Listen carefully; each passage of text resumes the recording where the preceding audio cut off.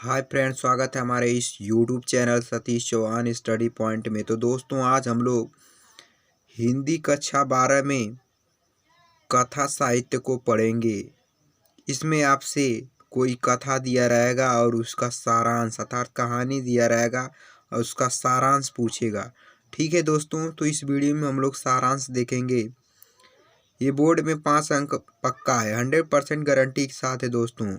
तो इस सारांश को बहुत ध्यान से देखिएगा, ठीक है। तो चलिए शुरुआत करते हैं। देखिए, कक्षा 12 में बोर्ड में सबसे महत्वपूर्ण माना जाता है पंचलाइट। इस कहानी का सारांश अर्थात कथानक हम लोग देखेंगे। तो चलिए ध्यान दीजिए।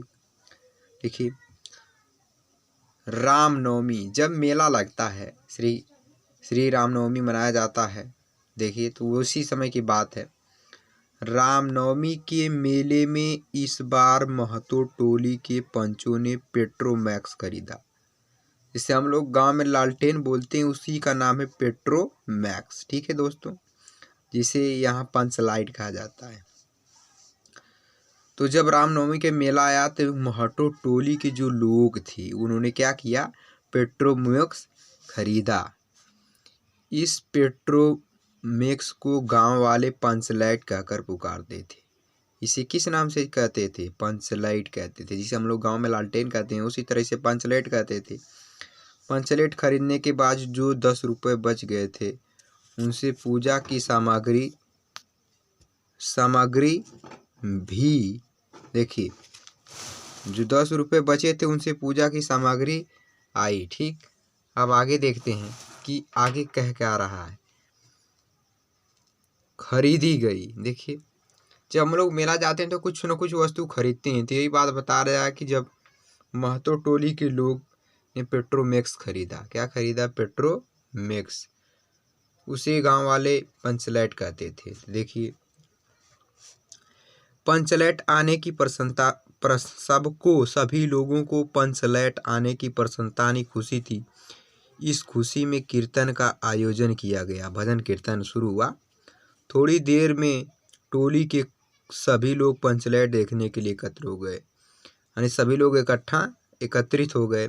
लेकिन प्रश्न यह पैदा हुआ कि पंचलाइट जलाएगा कौन? अर्थात लालटेन जो होती है था उसे कैसे जलाया जाता है? ये व्यक्ति को, जो पहले गांव में होता था ना, गैस चलती थी, गैस से, तो ऐसा सिस्टम है। यह प्रश्न उठा कि पंचलाइट को कौन जलाएगा। तो खरीदने से पहले किसी के दिमाग में यह बात नहीं आई थी। कोई यह नहीं सोचा था कि इसको कौन जलाएगा। यह निर्णय हुआ कि दूसरी पंचायत के आदमी की मदद से पंचलाइट नहीं जलाएगा, चाहे वह बिना जले ही पड़ा रहे। देखिए, इन लोगों ने यह बात सोचा कि जो दूसरी पंचायत के लोग, वो लोग कोई नहीं जलाएंगे, नहीं तो हमारी बेइज्जती हो जाएगी। इसलिए कह रहे हैं, आज किसी ने अपने घर में डिबरी अर्थात डिबिया भी नहीं जलाई थी। पूरे गांव में अंधेरा था। पंचलाइट के न जलने से पंचों के चेहरे उतर गए था, वे निराश हो गए। राजपूत टोली के लोग उनका मजाक बनाने लगे, लेकिन सबने धैर्यपूर्वक उस मजाक को सहन किया। वहीं पर गुलरी काकी की बेटी मुनरी बैठी थी। वह जानती थी कि गोधन पंचलाइट जलाना चाहता है, लेकिन पंचायत ने गोधन का हुक्का पानी बंद कर रखा था, अर्थात उसे बंद कर रखा था, कैद कर रखा था। मुनरी गोधन से प्रेम करती थी। अब देखिए, कहानी में ही मोड़ आया है, तो ध्यान देंगे।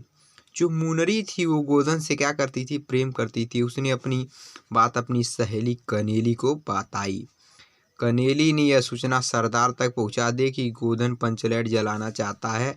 सभी पंच सोच विचार में पड़ गए। वहाँ पर सभी क्या सोचने लगे कि गोधन को बुलाया जाए अथवा नहीं। अर्थात गोधन तो पहले से ही सजा काट रहा है उसे, कि बुलाया जाए या नहीं।